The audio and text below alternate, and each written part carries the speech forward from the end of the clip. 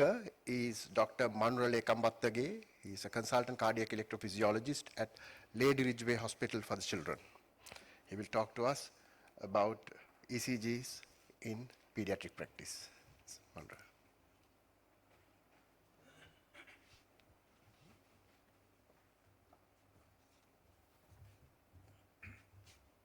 Good morning. Thank you, Suresh, for the introduction.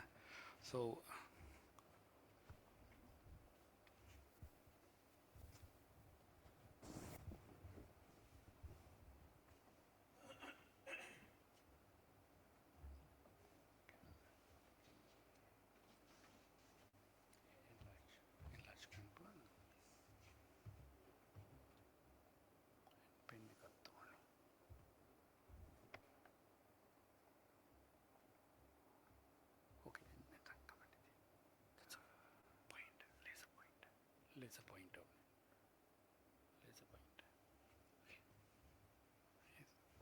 Okay. Yeah, thanks. Sorry for the delay. So ECGs in pediatrics. Actually, pediatricians are not very clever in interpreting ECGs, but it's a very important diagnostic tool. Changes can precede the findings detected on 2D echo. For example, in arrhythmogenic syndrome, where echo is going to be anyway normal in most of the time. And it is the single most important investigation in evaluating syncope, chest pain, and palpitations in any age. Okay, a little bit about the fetal circulation. In fetal life, during fetal life, the pulmonary vascular resistance is high due to lungs not being aerated, and the systemic vascular resistance is low due to low resistant placental circulation. So as a result, the babies are born with right ventricular hypertrophy. So there is RV dominance in the newborn period, which gradually change to the LV dominance, adult pattern with time. Adult pattern is generally established by the age of 3 years in terms of ECG findings. But the T-wave inversions, which are seen in V1 to V3, may persist even for adult life. Then we label them as persistence of the juvenile pattern. So ECGs in children is dynamic. As the child grows, the heart rate slows down and the chest wall becomes thicker. As a result, the normal values for the rate, axis, voltage, and intervals may vary. So there are age-specific normal limits, which you don't need to remember, even I can't remember. But what you have to know is what is abnormal, and then you can refer always. So it is not abnormal to see heart rates more than 100 in the tachycardia range, what we call in adult practice.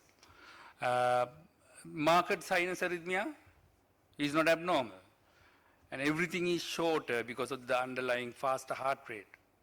PR may be shorter on the ECG, the QRS duration may be very narrow QRSs. They are normal findings in pediatric ECGs.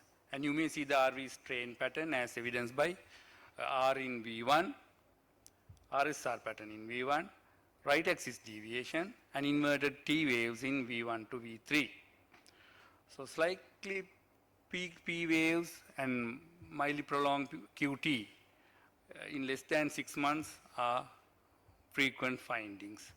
And Q waves in inferior and left precordial leads are not pathological. And always follow the same technique when you interpret an ECG. Start with the rate, rhythm, axis, then move on to interpret intervals, wave morphology, and comment on chamber hypertrophy. Ischemia is very rare. I will show you the ECGs. Now we'll go through some ECGs and try to interpret them. This is a ECG of a neonate done because there is a murmur and is undergoing an echo. So what are the findings here? We'll start with the rate. Your rate is faster. Our rate is around 150. Look here. The QRS is upright here. V1 is positive. There is right axis deviation, which I'll discuss later. And there is a P wave in front of each QRS complex, so it is sinus rhythm. So, but we don't label it as sinus tachycardia. Why? For a newborn, even the rates up to 170 is normal. So this table gives you the normal ranges during the pediatric life. So they generally come to adult values by the age of 6 years. Look at this ECG. This is the ECG of a 14-year-old girl with recent weight loss. Heart rate is 40. It's bradycardia. Irrespective of the age, it is bradycardia. So what sort of a bradycardia is this? Sinus bradycardia. There is a P wave in front of each QRS complex with a normal PR interval, and the P wave is upright in the inferior leads.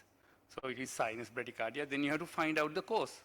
So sinus bradycardia itself is not generally pathological, so you have to find out the cause.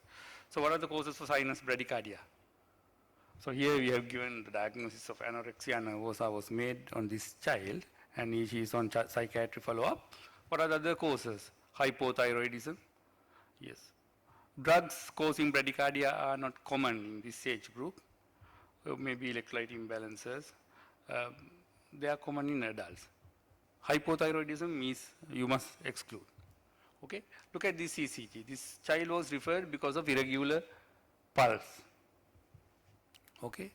A 10-year-old who is asymptomatic with irregular pulse. The heart rate is around 80. Why is it abnormal? Any thought? Can you see that there is a pattern it follows? So what is this arrhythmia called? There is a P wave in front of each QRS which is upright, and it's a cyclical variation that happens. So this is called sinus arrhythmia, which is quite common in pediatrics. So what do? So now pediatricians are worried about irregular pulse. So we can ask the child if he is cooperative to hold the breath and repeat the ECG, and then this arrhythmia will disappear. Okay. So 6-year-old with palpitations, recurrent palpitations. The ECG was done and it's abnormal, so referred to us. Echo shows structurally and functionally normal heart. What is the abnormality here?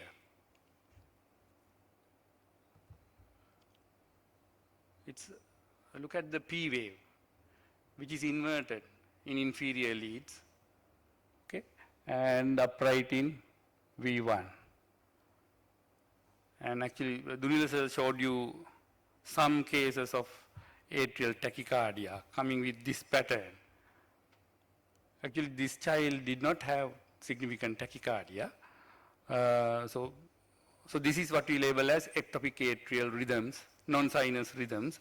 So that can be associated with his given history of palpitation. We need to rule out paroxysmal atrial tachycardia. So we did a Holter and did an echo to rule out some structural abnormalities, congenital heart diseases which are associated with this rhythm. For example, LA isomerism is one such conditions. So in this situation, instead of the atrial activity or the cardiac electrical activity starting from the sinus node, here an ectopic atrial focus, which is lower down in the right atrium, has taken over the rhythm. So it depolarizes the atria in the opposite direction, giving rise to negative P waves in the inferior leads. Moving from here, this is another ECG. 10-year-old boy with shortness of breath on exertion, and he's cyanose. Saturations are 85. There is a murmur also. What are the abnormalities you see? There is tachycardia. Heart rate is around, say, 120. What is the abnormality? What are the gross abnormalities? There are a couple of abnormalities.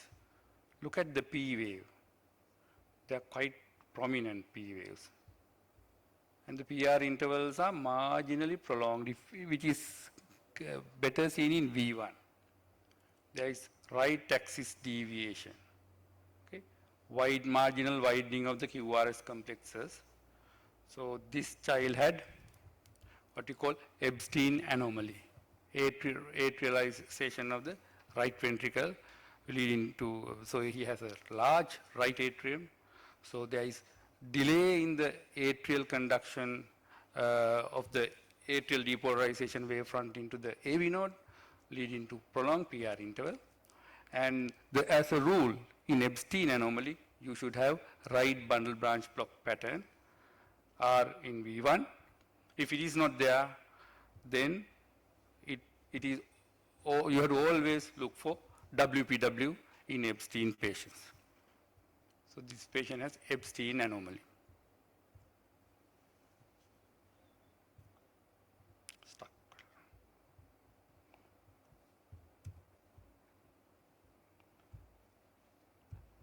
Yeah.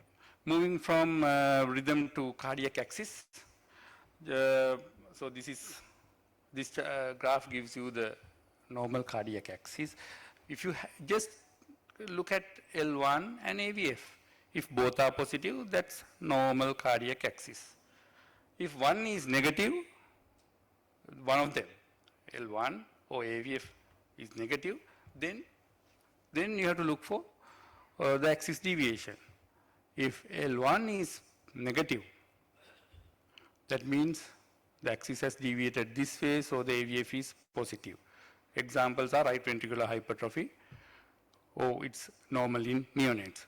Whereas if you have a positive L1 and a negative AVF, then the axis has moved this way. This is called the quadrant method that we follow, which is quite easy. So it becomes left axis deviation. Causes are the reason for left ventricular hypertrophy. Examples, hypertrophic cardiomyopathy, aortic stenosis. If both L1 and AVF are negative, then cardiac axis is in this quadrant, extremely the opposite direction what we expect to have. So that is called extreme axis deviation or northwest axis, which is seen with ventricular arrhythmias, for example, ventricular tachycardia, and in patients with severe right ventricular hypertrophy. Look at this ECG. This is a normal ECG of a 6-day-old child. There is sinus tachycardia, right axis deviation, L1 negative, AVF positive. There is R in V1 with inverted T waves in V1 to V3. So this is a normal ECG for a 6-day-old baby. Whereas by 6 months, generally, the axis, cardiac axis settles down. The L1 and AVF becomes positive, whereas your V1 may remain positive for some time with inverted T waves in V1 to V3. By 3 years, the normal adult pattern generally establishes. So the axis is normal, V1 becomes negative. You may see inverted T waves in V1 to V3. From moving from the axis to the PR interval. This is a ECG of a 9-year-old boy following ASD device closure. What is the abnormality? There are a couple of abnormalities. Concentrate on the rhythm strip. What do you all see? Look at the PR interval. It is prolonged here. PR interval is more than one large square, equal or more than one large square. And the rhythm is irregular as well. Okay? Why is that? So it's a case of first degree heart block with sinus arrhythmia. Okay? So we need to follow this child up and see whether he develops progressive AV nodal dysfunction.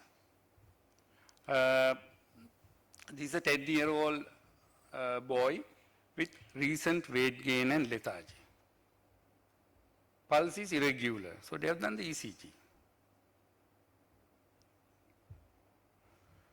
Any cases, concentrate on the rhythm strip here as well. Okay, look at this PR interval here, and look at this PR interval, and concentrate on this T wave. Okay, T wave is notched. Why? there is a non-conducted P wave buried in the T wave. So if you compare the PR intervals in the following and the preceding PQRS complexes, you see this is shorter and this is prolonged. And if you go back, you will realize that there is gradual prolongation of the PR interval until one P wave is not getting conducted. So what is this block? So when there are non-conducted P waves, it's a hard block, okay? In first degree hard block, there is one-to-one relationship. All the P's are conducted into the ventricles. The only abnormality is prolongation of the PR interval. Even though we label it as a block, there is no real block. It's a delay in conduction. Here, so this is called, what is this called? Second degree Morbitz type 1 hard block. So here also, this child, he didn't require any pacemaker. Why? Did this baseline blood test and TSH was more than 100. Okay?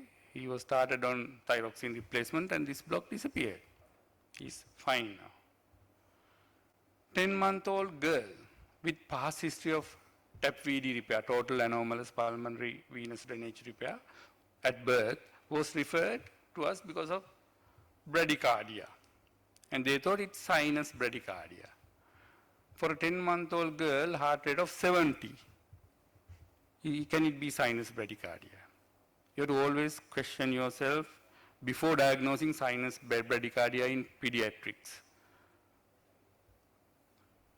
Okay. So look at the T waves here. Yeah, PR intervals appear normal, kind of.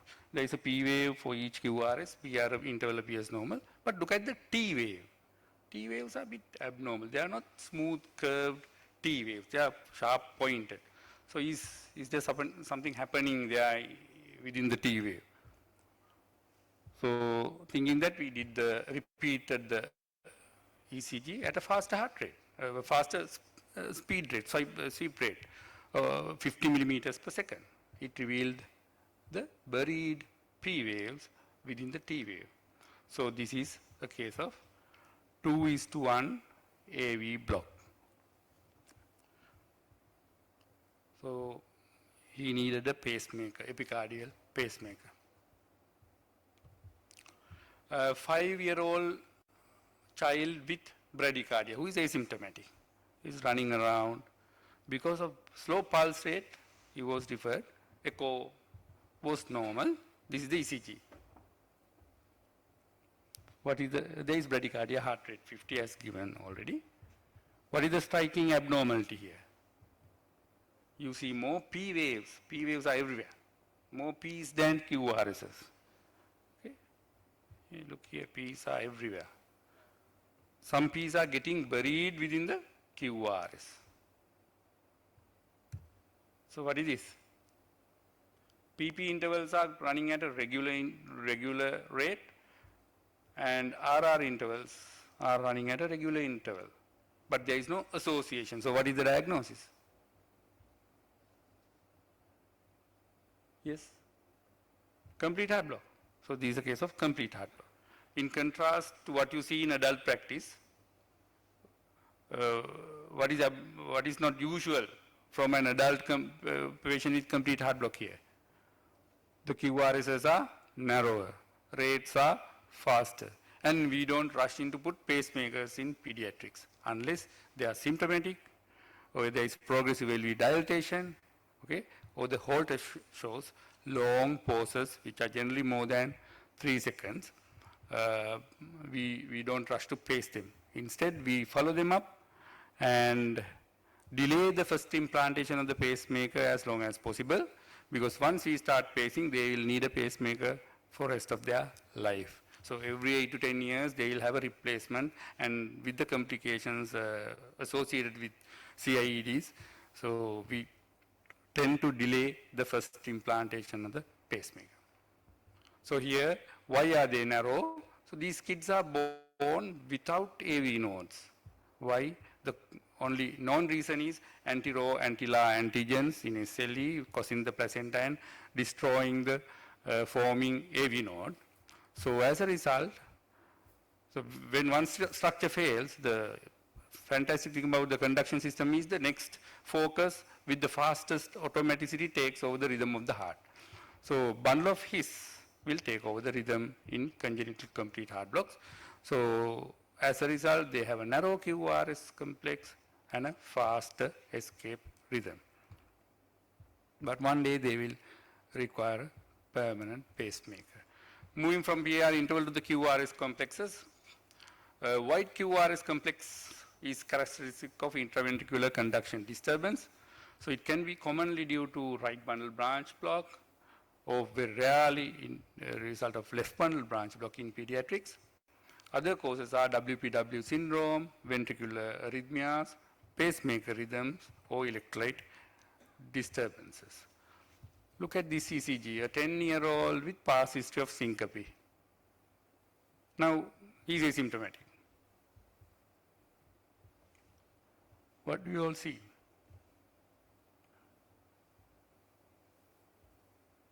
QRSs are marginally wide. Huh? I'll give you some clues. What else do you see?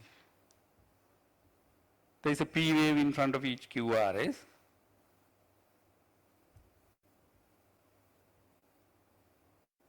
Any other abnormality you see in front of QRSs? Look at the chest leads. Sorry. Chest leads here. Can you all see a small electrical spike in front of the QR? So it's a pacemaker rhythm. So this patient is on a dual chamber pacemaker. That's why it is synchronizedly being paced, P followed by QRs. Look at this ECG, the 8-year-old girl with Epstein anomaly, complaints of palpitation. As I told you earlier, in Epstein, RBB is the rule. But this ECG is not compatible with that. Why? What has made it different from a standard Epstein ECG? It is sinus rhythm. There is a P wave in front of QRS. The leftward axis, kind of high voltage complexes. What else? Look carefully in the chest leads. By closer look, you will see this. Can you all recognize any abnormality now? Here? Can you all recognize there is slurring of the upstroke of the QRSs? Here, short PR interval with slurring of the upstroke of the QRS. Almost no PR interval. So what is this?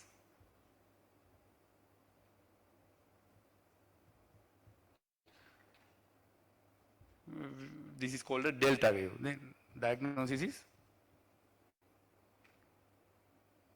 WPW syndrome. Okay. So if it is WPW, you need to refer the patient for further evaluation and management. They will end up with a radio frequency ablation, which can cure this. But the Epstein has to be dealt by the cardiologist and the surgeons. Whether it needs surgery or not has to be decided.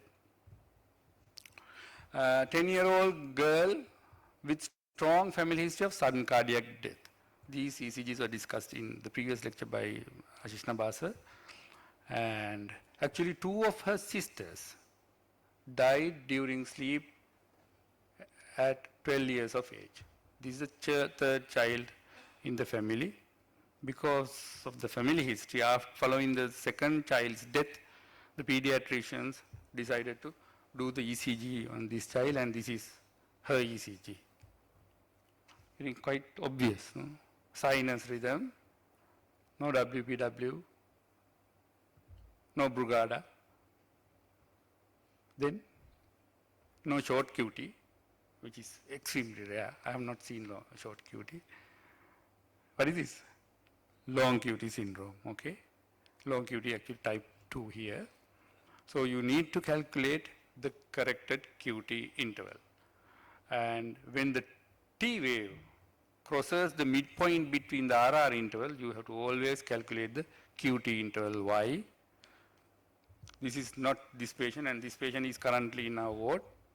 So what happens in long QT? If a PVC is fired, PVCs are fired at critical time, then there is this long, short, long sequence, leading to polymorphic VT, which can degenerate into VF. So, moving into chamber hypertrophy, if a child has an ECG with R in V1 more than, say, 7 millimeters in theory, but which is more than 1 large square, think about right ventricular hypertrophy. So if it is associated with right axis deviation, then it supports more for right ventricular hypertrophy. And if you have upright T wave in V1 from 6 days to 6 years, that is diagnostic of right ventricular hypertrophy. For LVH, there are no specific criteria. You need to get an echo done if you suspect left ventricular hypertrophy. Look at this ECG of a 16-year-old with SVT. Actually, she came with an AVNRT. After giving adenosine, then a murmur was detected. What could be that murmur? So look here, it is sinus rhythm, subtle sinus arrhythmia, R in V1, RVH with marginal rightward axis. If you look carefully, you will see notching in the inferior leads. Okay? Notching in the inferior lead, which is called the Crochet's sign, okay? Which is diagnostic of ostium secundum ASD. So even without the echo, we can, after auscultation and the ECG, we can diagnose ostium secundum ASD. But you need to do an echo to decide what to do next. So before closing the ASD, this child was sent for EP at NHSL because to identify the underlying arrhythmia circuit and to ablate it. So this one ended up with a AVNRT luckily. Had it been a left-sided accessory pathway or something left-sided, then after device closure of the ASD, accessing the left heart or left atrium is difficult. So we need to refer these patients appropriately for the interventions in appropriate time. Look at this ECG of a 13-year-old boy with syncope while running, not while running. Sinus rhythm, left axis deviation, some degree of sinus bradycardia, heart rates in 50s. If you look carefully, look at the high voltage QRS complexes. Okay, and left axis deviation. And look at the T waves, which are inverted and deep and asymmetrical, what we call dagger-shaped T wave inversions. So what am I describing now? What is the diagnosis? What can be the diagnosis? Oh yeah, hypertrophic cardiomyopathy. So this is a child with hypertrophic cardiomyopathy. Actually, he was implanted with an implantable cardiac defibrillator because he was not responding to beta blockers, the maximum tolerable dose of beta blockers, and still getting VTs when he starts running. So ICDs and maximum doses of beta blockers doing the job at the moment. Look at this ECG of a 2-month-old boy who has failure to thrive and screaming while feeding and in heart failure. There is hepatomegaly, is breathless with intercostal subcostal recessions. There is a hepatomegaly. What are the abnormalities you see? There is sinus tachycardia and the ST changes, which you hardly see in pediatric practice, are seen here. There are ST elevations in one AVL, V4 to V6 lateral territory involving the circumflex artery and more than the lady, yeah, it's the left coronary artery mainly involving the left circumflex territory. So, and there are Q waves in associated ST elevation, with associated ST elevations. So here, the diagnosis is anomalous left coronary artery originating from the pulmonary artery, what you call L-kappa.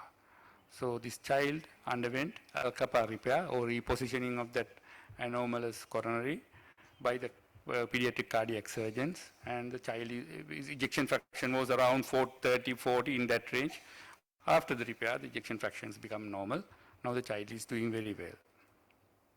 So you need to identify them in correct time. Otherwise, they will get progressive LV dilatation and LV dysfunction, and it won't be reversible after some time. 14-year-old with bronchial asthma complains of SOBS. It's obvious bronchial asthma, but the pediatricians have thought of doing an ECG and echo. No murmurs. There are no murmurs. What is the abnormality here, and what do you think?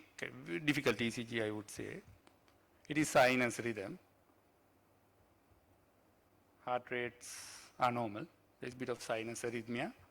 You see that there is left axis deviation, and if you look carefully, there is a Q wave in V1.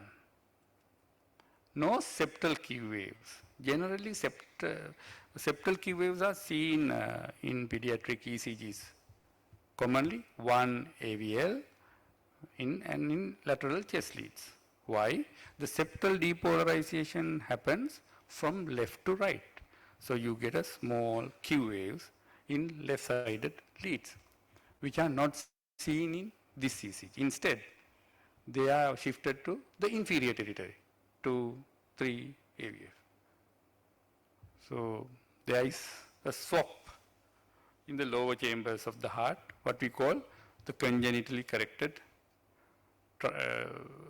transposition of great arteries, okay? So it's called CCTGA. Generally, they are not repaired, no surgical intervention for them in Sri Lanka, whereas transposition of great arteries are corrected, okay, by arterial switch operation. I think I have one more ECG for you. Yeah, this is a neonate following ASO, that is arterial switch operation for transposition of great arteries, TGA, and a VSD repair at the same time. The complaint, now child is in the ICU, the complaint is tachycardia. Heart rates are almost going at 200 beats per minute, with no much fluctuation. What is this? Is it sinus tachycardia? Can't be sinus tachycardia. No P's in front of each QRS, but if you may see the P wave activity here and there, so it's relatively narrow complex regular tachycardia. SVT? So is it SVT? No. But we can give adenosine. It doesn't respond. Okay. What do we do next? Adenosine is not working here. What do we do next? Amiodarone? Yes. We are giving amiodarone 24 hours, 48 hours, 72 hours, still not working. Cardioversion? We attempt cardioversion, yes, not responding, no response at all. Then, what else? Yes, we give a cocktail of treatment actually. What is this condition? There is here interesting what we do is a ECG called atrial lead ECG, which is only done at pediatric cardiac ICUs at LRH in Sri Lanka. We have the facility of the atrial epicardial wire, which is connected to the ECG machine, and we record the atrial electrical activity, kind of atrial EGM we call it in electrophysiology. So which will give us the opinion where the P wave is, okay? Finding the P wave in a tachycardia ECG is the challenge, okay? So this gives us a clue. Here it gives, there is no association of the P's and QRSs. It is kind of complete heart block running at a very fast rate, okay? So this arrhythmia is called junctional ectopic tachycardia or JET, which is a very difficult arrhythmia to manage, resistant arrhythmia to manage. So we treat them with IV amiodarone, uh, deep sedation, cooling them down, and ivabradine is used in this tachycardia. That's the only circumstances we use ivabradine in pediatric practice. So it helps actually, the combination helps to treat this tachycardia called junctional ectopic tachycardia. Here it's an automatic focus, it's an automatic tachycardia, it's not a re-entrant tachycardia, that's why it's difficult to manage with blocking drugs. And it's resistant to cardioversion. Automatic tachycardia from bundle of His origin or junction. So after repairing VSDs, after repairing troughs where they correct anyway the VSD, we tend to see this tachycardia in pediatric practice, not anywhere else in general. Okay, in summary, there is no single best way to interpret an ECG in children. So you have to adopt your own systematic method to ensure the important abnormalities are not being missed, and every ECG must be interpreted in the light of clinical information about the patient. Okay, thank you.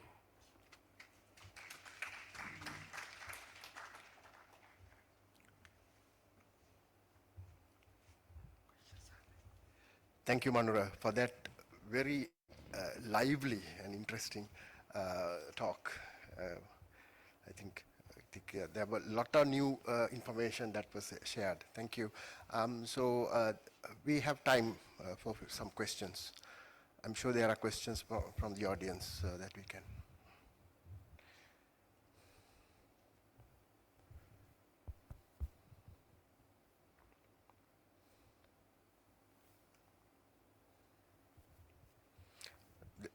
I'm sure there are people who are working in, doctors who are working in pediatric units.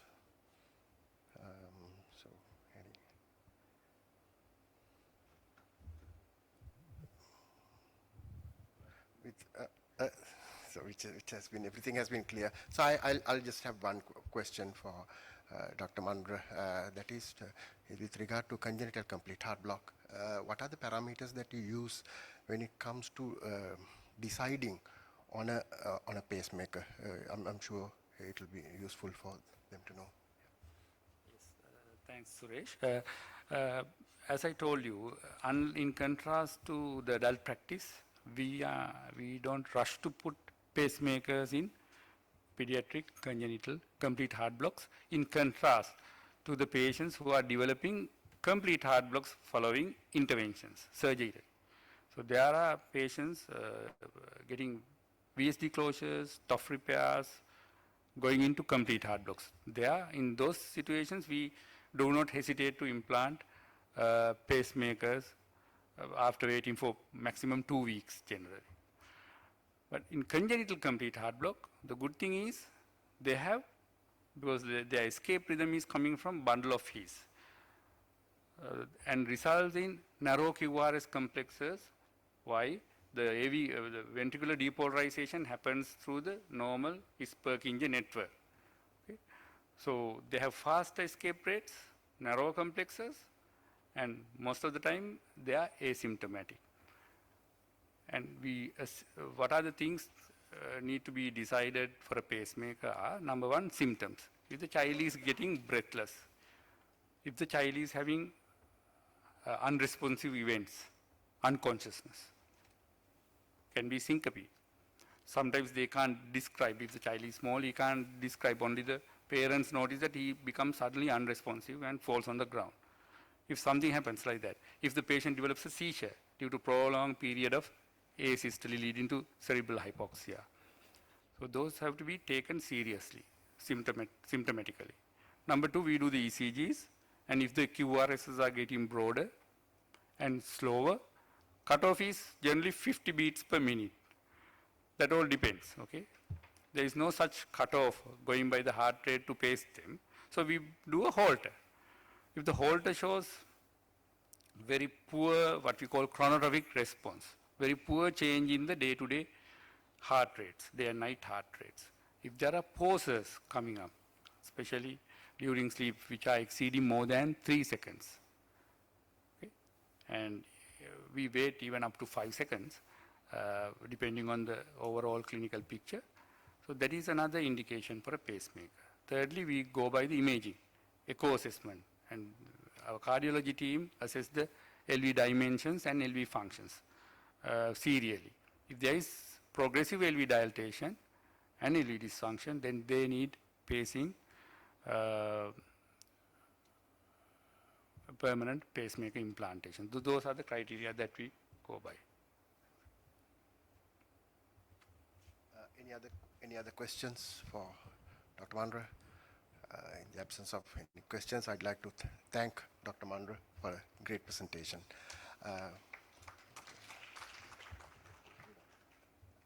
I'd like to invite the past president of Sri Lanka College of Cardiology, senior consultant cardiologist, Dr. Ruwan Ekanayaka, to present the token of appreciation to Dr. Mandra.